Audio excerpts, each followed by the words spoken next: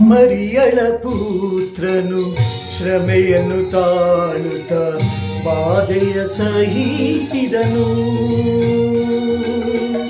ಮರಿಯಳ ಪುತ್ರನು ಶ್ರಮೆಯನ್ನು ತಾಳುತ್ತ ಬಾಧೆಯ ಸಹಿಸಿದನು. ಮಾನವ ಪಾಪವ ಎಲ್ಲವ ನೀಗಿಸಿ ಪ್ರಾಣವ ನೀಡಿದನು.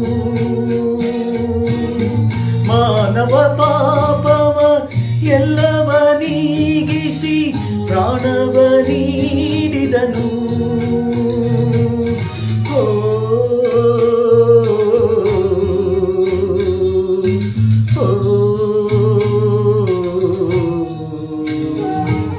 ಸ್ನೇಹದ ಮುಖವನ್ನು ಕಂಡೆನು ನಾನು ಕಾಲ್ವರಿಗೆ